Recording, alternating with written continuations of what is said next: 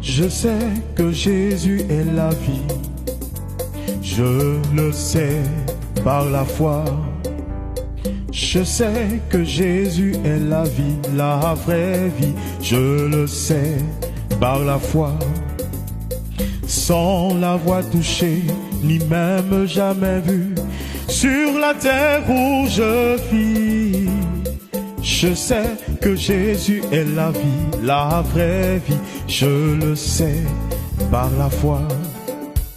Sans l'avoir touché, ni même jamais vu, sur la terre où je vis.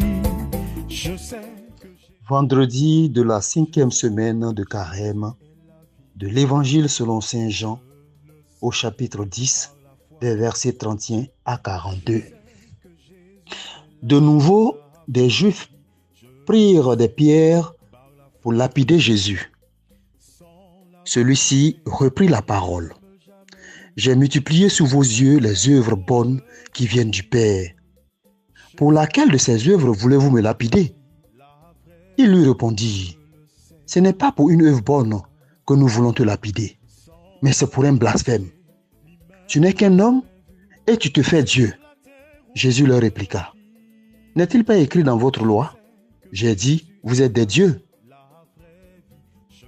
Elle les appelle donc des dieux, ceux à qui la parole de Dieu s'adressait. Et l'écriture ne peut pas être abolie. Or, celui que le Père a consacré et envoyé dans le monde, vous lui dites, tu blasphèmes. Parce que j'ai dit, je suis le Fils de Dieu. Si je ne fais pas les œuvres de mon Père, continuez à ne pas me croire. Mais si je les fais, même si vous ne me croyez pas, croyez les œuvres.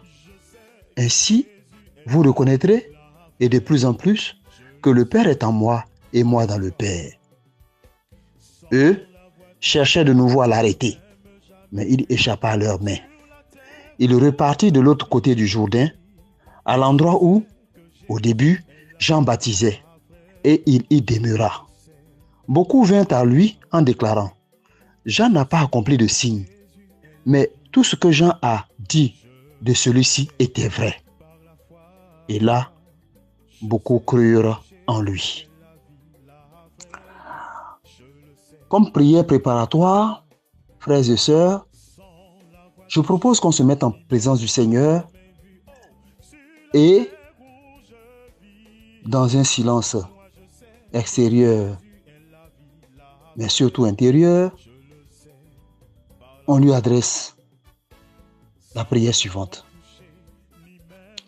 Que par ta grâce, Seigneur, tout mon être soit à l'écoute de ta parole. Dispose ma pensée et mon cœur à connaître et à accueillir ce que tu attends de moi. Dispose ma volonté à l'accomplir pleinement.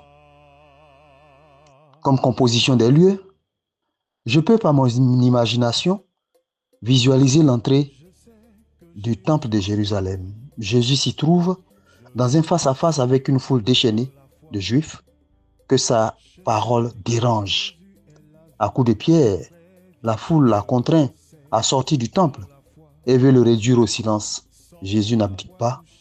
Il continue de proclamer haut et fort le mystère de son unité et de sa filiation avec Dieu. Je peux alors demander comme grâce de mieux connaître le Christ pour mieux l'aimer et le suivre. Comme premier point de raison, je peux regarder le temple de Jérusalem qui sert de cadre à la scène de cette confrontation entre Jésus et la foule qui le rejette. Ce temple est le signe de la volonté de Dieu d'habiter l'humanité. Pourtant, je constate que la foule veut le vider de Dieu en jetant hors de son sein celui en qui il s'est fait homme. Un temple sans Dieu est-il encore le temple de Dieu? Qu'est-ce que cela me dit à moi face au contraste entre ma prétention à aimer Dieu et mon incapacité à le retrouver souvent hors des murs de l'église, dans les plus petits et les plus fragiles que je rencontre. Dans le silence intérieur, j'écoute l'écho de mon cœur à ces interrogations. Pour mon second point de raison, je peux voir d'un côté cette foule en colère que la parole de Jésus dérange. Je peux voir cette foule avec des pierres en main, prête à lapider Jésus, donc à attenter à sa vie. De l'autre côté, je vois Jésus en face, impassible et déterminé à mettre ses adversaires devant leurs propres contradictions dans leur relation à Dieu, en vue de les éclairer. Ici, deux logiques s'affrontent, à savoir la haine aveugle qui détruit la vie et l'amour patient qui la construit dans la vérité.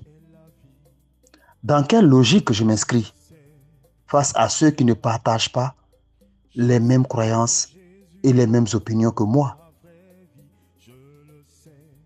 Pour mon troisième point de raison, je peux prêter l'oreille et entendre les conversations entre la foule et Jésus. Ce n'est pas pour une bonne œuvre que nous voulons te lapider, mais c'est pour un blasphème. Tu n'es qu'un homme et tu te fais Dieu, dit la foule. J'entends les griefs de la foule à l'encontre de Jésus.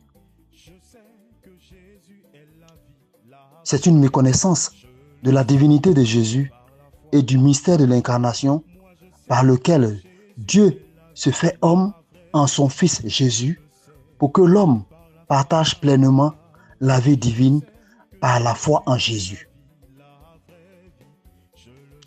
Même si vous ne me croyez pas, croyez les œuvres. Ainsi, vous reconnaîtrez que le Père est en moi et moi dans le Père. Répond Jésus. Qui est donc Jésus-Christ pour moi? Comment s'est-il révélé à moi à travers ses œuvres dans ma vie? Comment je perçois le Christ face au sentiment de solitude et d'abandon que je peux endurer au milieu des épreuves? Je laisse la parole de Jésus descendre dans mon cœur et l'habiter. Dans un cœur à cœur avec Jésus,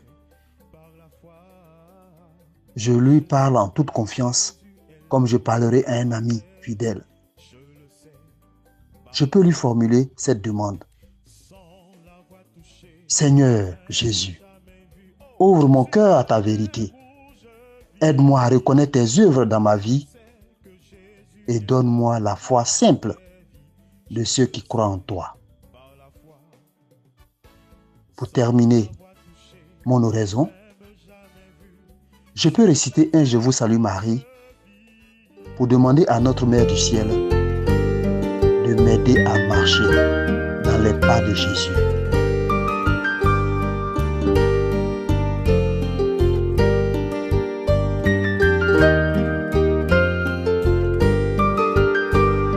Prends, Seigneur, et reçois toute ma liberté, ma mémoire, mon intelligence, toute ma volonté, et donne-moi seulement de t'aimer.